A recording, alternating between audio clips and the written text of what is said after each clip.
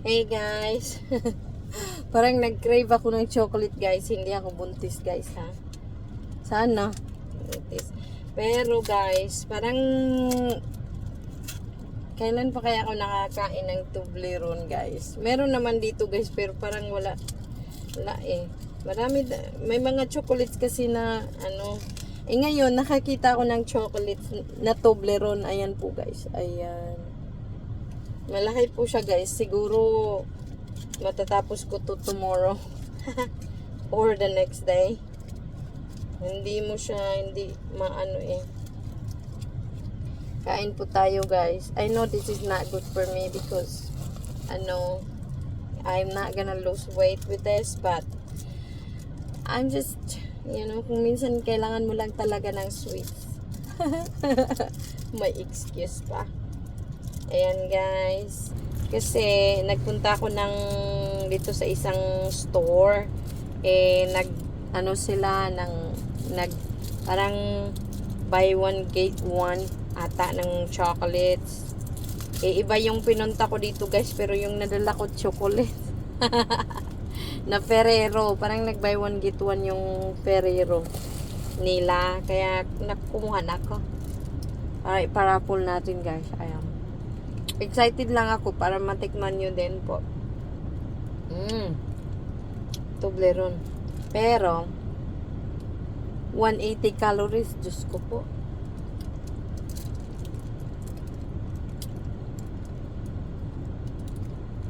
Ayun. Yung muna guys. Nag-drive muna tayo guys. Pauwi.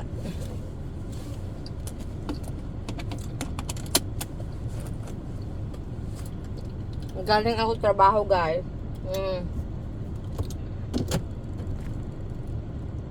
Tapos nag-ano ako.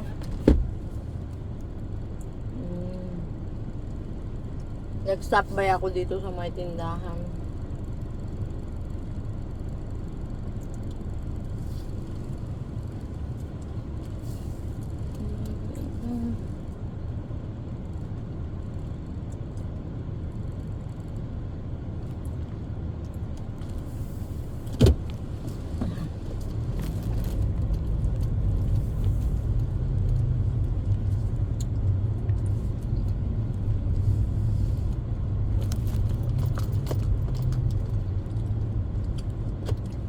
Kailangan ko ng eyeglasses guys. Pag nade-drive ako, sabi ng doktor sa mata ko, kung gusto ko ba daw mag contact lenses. Hindi pa ako nakatry noon guys, pero parang itatry ko na. Para hindi na ako mag glasses. Pero guys, ito naman kasing glasses, nakakatulong, during COVID sa trabaho ko. Nung time na yun, nasa floor pa ako, so nakakatulong. Yung uniform ko guys, kinaganon-ganon ko kasi. Naghihintay tayo para, bahala na si Batman.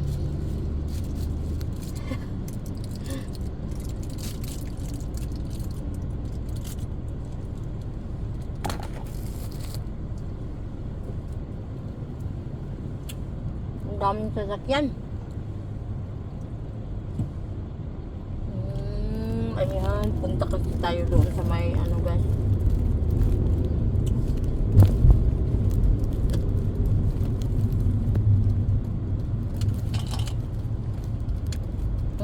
Wag mo na.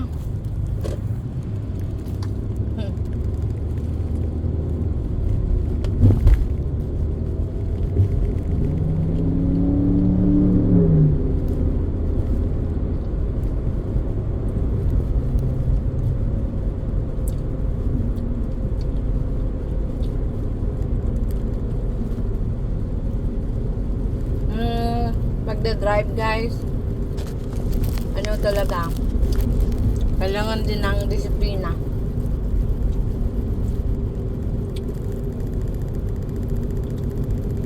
At saka ingat talaga. Kasi kunting mali lang, ikot mo, ayan na.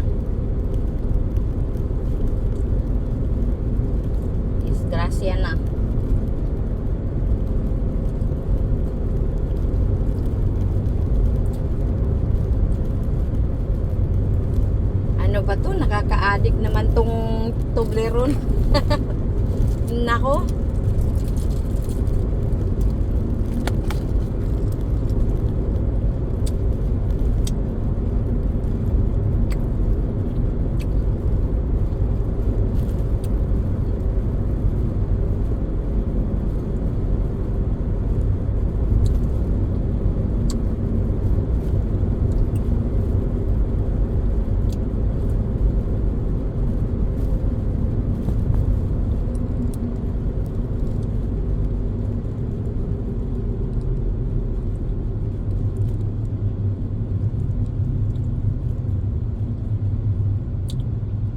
Masarap.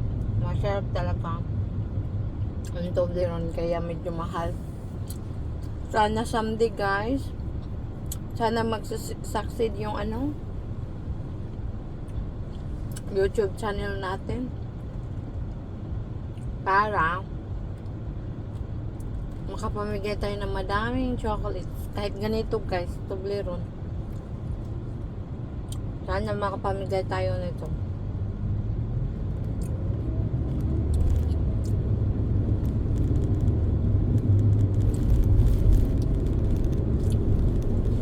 First time kong mamigay ng Ferrero na chocolate guys. Masarap din ang Ferrero. Medyo a little bit pricey din.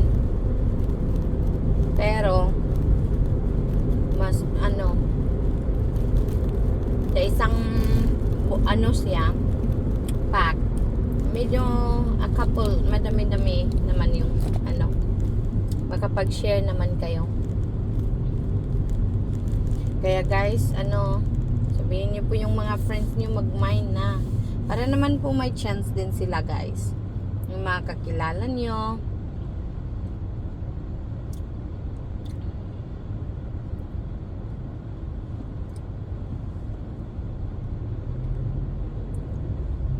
Kasi guys, very soon po may may naisip ako na pinaplano ko talaga to guys na nasisimulan ko kasi aside na makatulong sa mga kababayan natin dyan, sa inyo, makakatulong din sa barangay ninyo at saka sa lahat ng tao ng barangay. Merong basta po guys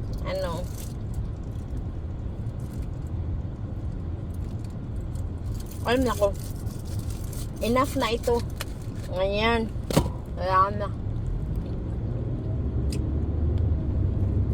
Mahaba-haba pa yung drive ko guys. Sana hindi ko maubos itong Toblerone. Parang 90 calories na. Hindi pa naman ako nagra-rice pero kung minsan namimiss ko talaga.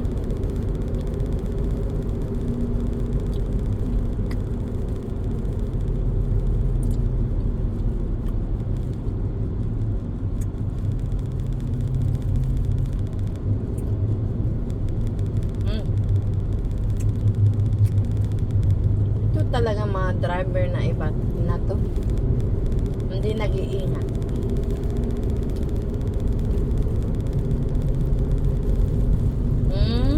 Don't you dare to come to my lane, okay?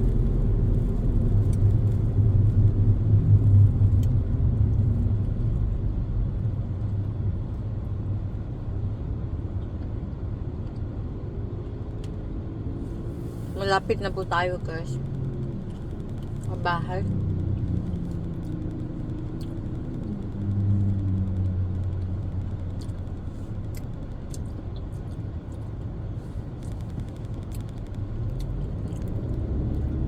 Kumusta po kayo guys? Dito sa amin umaga po siya guys, alas 8 ng umaga. Natapos ako sa trabaho ko ng alas 7. Parang alas 7, parang early 7, mga 7:04 or 7:05 ata. Tapos yung kasing magbigay ng report madali lang Kasi ang tatalino ng mga katrabaho ko guys, hindi na kailangan yung report na mataas. Sabihin mo lang kung anong plano, ayan na. Kung bakit nandun yung pasyente. Tapos, anong plano, ayan na. Hindi na sila magtatanong. Yan yung gusto ko guys. Kasi pag ako din, binibigyan ng report, ang tawag po kasi doon guys, change of shift report. Pag nag-change kami ng shift dito, pag nurse ka dito, before ka umuwi, yung mga pasyente mo, ibigay mo sa kahalili mo. Magbigay ka ng report. Isa floor, pag nagbigay ako ng report, minsan, natatapos ako ng alas 8, alas 9 na. Minsan nga alas 10. Pero ngayong hindi na ako sa floor, alas 7, nakakauwi na ako. Alas, rarely lang talagang nag-alas 8. Alas 7 talaga, rarely nga 7:30, early 7. Pero kasi ngayon guys, nag-stop by ako sa isang store. Kasi may tiningnan ako, hindi ko naman nagustuhan. Nakita ko yung chocolates. Iba yung tiningnan, iba naman yung nabili. Diyos ko. Kaya,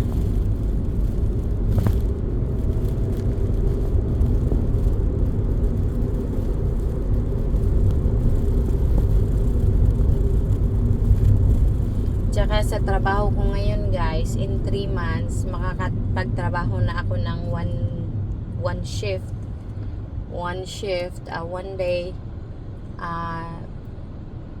sa bahay. So maka-work from home na ako.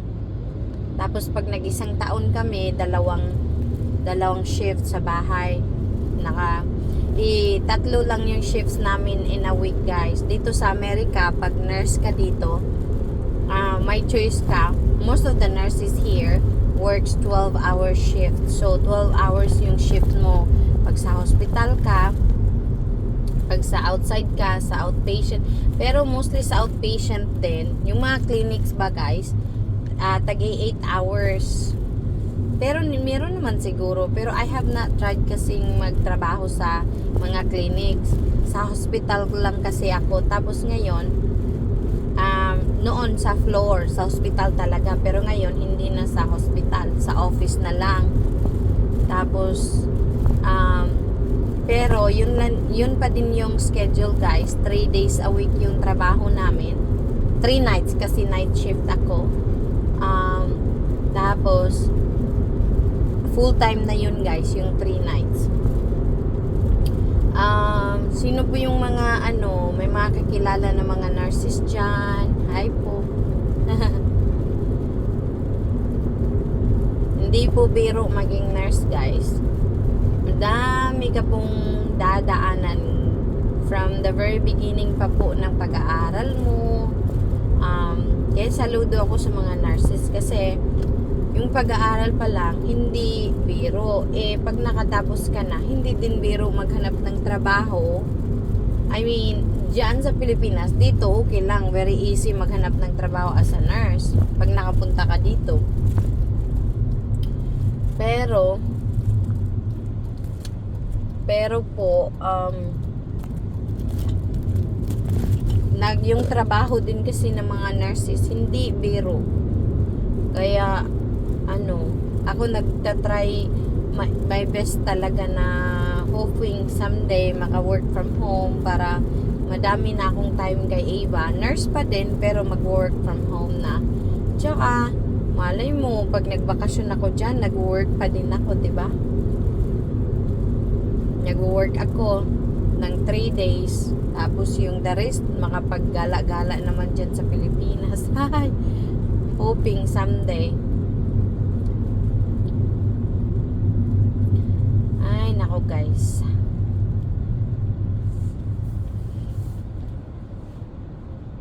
Dito sa Amerika guys, hindi ka makakita ng mga taong naglalakad. Minsan lang. Kaya noon nahihiya akong maglakad kasi parang ako lang yung naglalakad. Diyan sa Pilipinas, naglalakad tayo, 'di ba? lahat, almost all people kasi malit lang yung, may mga sasakyan. Dito, lahat may sasakyan. Diyos ko. Pag kasi dito guys, yung pag nag 16 ka na, makapag-drive ka na, makakuha ka na ng parang student license ata yun. Something. Pero pag naging, tapos pwede ka nang magkasasakyan. Ayan. Kaya,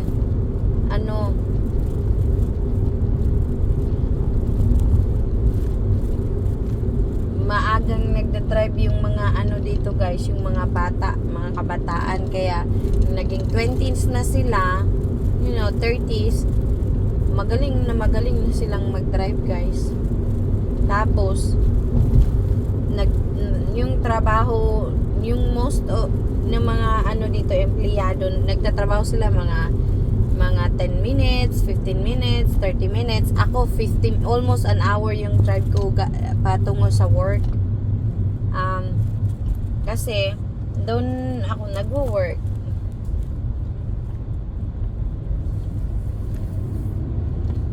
At saka yung license dito guys, pag mag-study ka online, tapos kailangan mong mag-take ng exam doon sa may Department of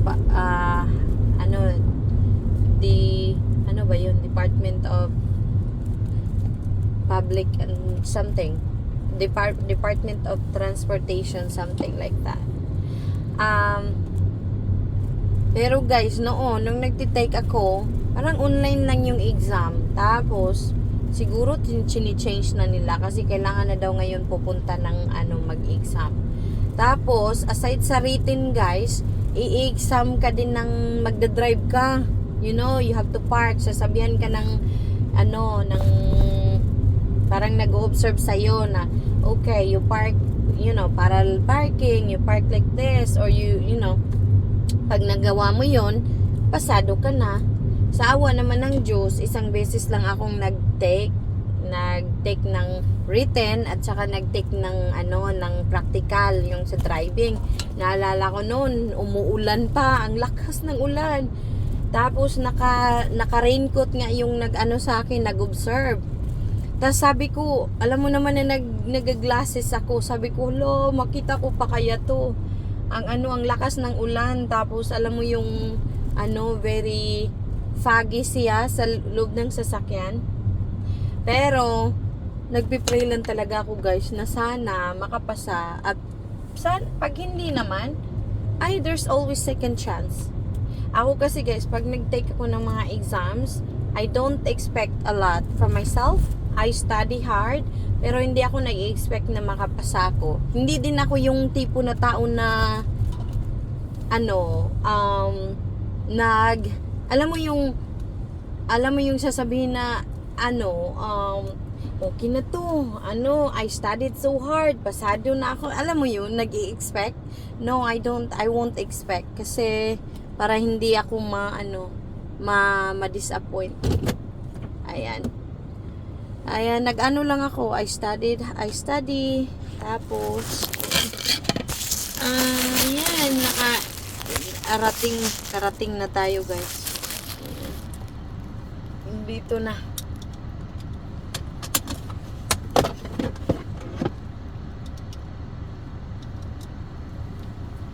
May pulseras ako guys, Maxwell. Kasi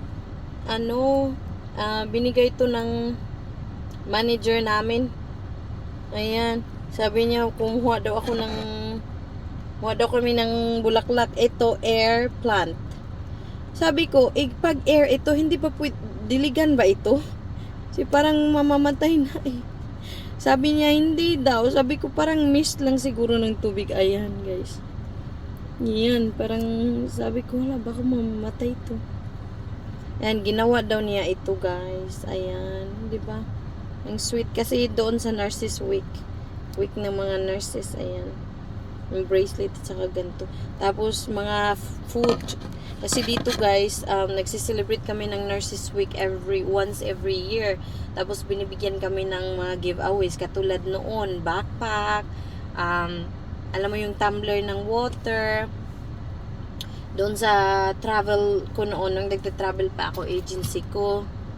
Kaya, tapos yung iba pa, pag nag-birthday ka, may pa pizza, pa-deliver. Ayan, guys. Hello ko. 20 minutes na pala tayo. Ayan, guys. Bye-bye na po. Bye-bye.